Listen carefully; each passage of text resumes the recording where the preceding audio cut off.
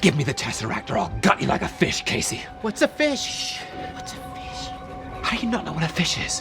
I lived my entire life behind a desk. But what difference does it make? Well, I want to know exactly what I'm being threatened with before I comply. Death, Casey. Violent, painful death. Okay, I comply.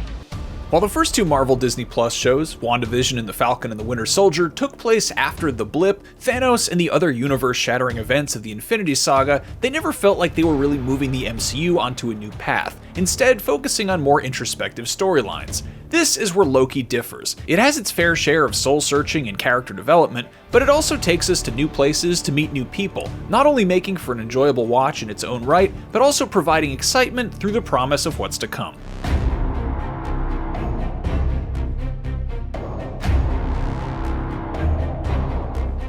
Loki begins where the titular trickster's story ended in Avengers Endgame by introducing a big concept. He awakens from the sand of his own Art Deco version of Dune, surrounded by a squad of black-clad armored guards who quickly take him to the 1930s-like corridors of the Time Variance Authority headquarters.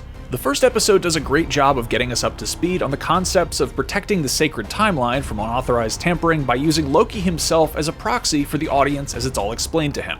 Tom Hiddleston is as good as ever as Loki, the Prince of Asgard, who finds himself a long way from home. He serves up his usual helping of charm and cheeky demeanor that we've come to expect from him, but this Loki is a little different to the one we've got so used to over the past few years. He's still that evil Loki, though not for too long, fresh off his defeat in the Battle of New York, who hasn't yet had the time to see the errors of his ways. This more headstrong Loki makes for a more entertaining centerpiece as he bounces off all who dare speak to him as sparks fly in any conversation that remotely questions his authority. Apart from Loki himself, every other character is new to us, which helps the first few episodes feel fresh and exciting and in no way a rehash of what's come before. Early on, we're introduced to Wunmi Mosaku's Hunter B-15, an imposing presence who receives a neatly woven arc over the 6 episodes. Then there's Judge Ravonna Renslayer, played by Gugu Mbatha-Raw, higher up at the TVA, who is shrouded in mystery for much of the series, which unfortunately doesn't give her much of a chance to shine. The standout, though, has to be Owen Wilson's Agent Mobius, who brings a new lease of life to Loki every time he appears on screen. Combining Wilson's signature dry delivery with a clever script that allows him to flourish never fails to entertain, especially when bouncing off of Hiddleston's Loki in buddy comedy fashion. It's no coincidence then that the series' lowest point is episode 3, where we're robbed of the duo's dynamic, instead setting Loki on a branching path with a new companion.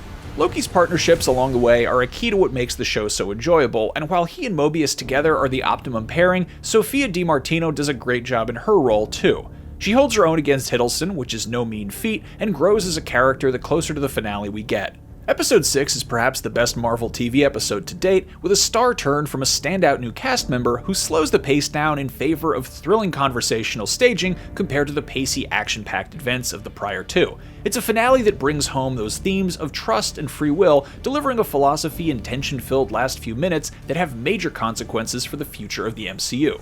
The second half of the season also does a great job of showcasing a grand sense of scale. Showrunner Michael Waldron and director Kate Herron grant Loki a real sense of unique identity, mixing things familiar to us, like Loki the character and raw human emotion, with the more bizarre, such as a talking cartoon clock called Miss Minutes and a character who happens to be an alligator. The later episodes also deftly juggle a large cast of characters that play a brief but important role, chief among them Richard E. Grant, who lends gravitas to the story while wearing a delightfully absurd costume.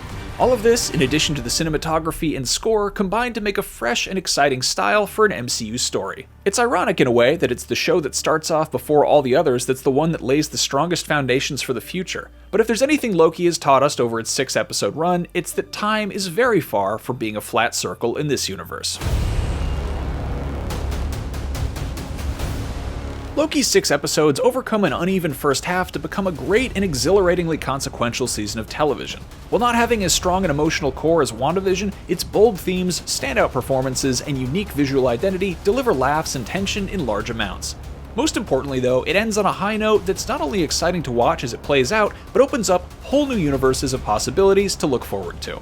For in-depth breakdowns of all 6 episodes of Loki, as well as the rest of the Disney Plus Marvel shows, check out the IGN series Cannon Fodder, and for everything from time travel and supervillains to talking clocks and alligators, you are already in the right place, IGN. Timekeepers. The sacred timeline. Who actually believes this bunkum? Thanks for visiting the TVA.